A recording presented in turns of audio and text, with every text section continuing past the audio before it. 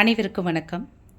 ராசிகளையே முதன்மையான ராசி அப்படின்னு சொல்லக்கூடியது மேச ராசி. இந்த மேச ராசியில் இருக்கக்கூடிய நட்சத்திரங்கள் அப்படின்னு எடுத்துக்கிட்டோம் அப்படின்னா அஸ்வினி, பரணி, கிருத்திகை. அஸ்வினிங்கிறது கேதுவுடைய நட்சத்திரம், பரணி அப்படிங்கிறது சுக்கிரனுடைய நட்சத்திரம், அதே மாதிரி கிருத்திகை அப்படிங்கிறது சூரியனுடைய நட்சத்திரம்.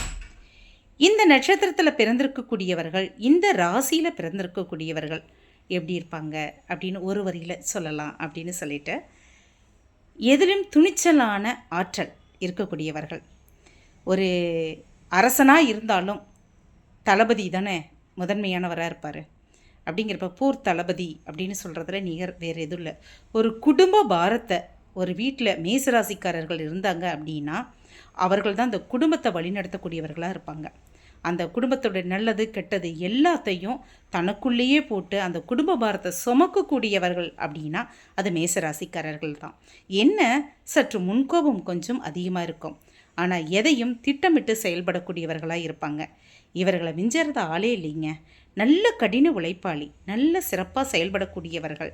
அப்படிப்பட்ட உங்களுக்கு திருமண வாழ்க்கை அப்படிங்கிறது பார்த்தோம் அப்படின்னா நீங்கள் நினச்ச வாழ்க்கையை விட ஒரு மாறுதலான வாழ்க்கை தான் அமையும்.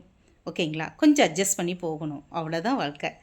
நீங்கள் வணங்க வேண்டிய தெய்வம் அப்படின்னா முருகப்பெருமான் தான் உங்களுக்கு எப்பயுமே துணையாக இருப்பார். அந்த முருகனை மட்டும் நீங்கள் எப்பயுமே மறக்காதீங்க, கைவிடாதீங்க.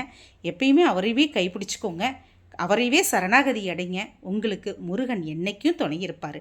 அது மலைமேல் இருக்கக்கூடிய முருகனை நீங்கள் கும்பிட்டீங்க அப்படின்னா உங்களுக்கு மிக சிறப்பான யோகத்தை வழங்கக்கூடியவர் அந்த முருகப்பெருமான் தான்.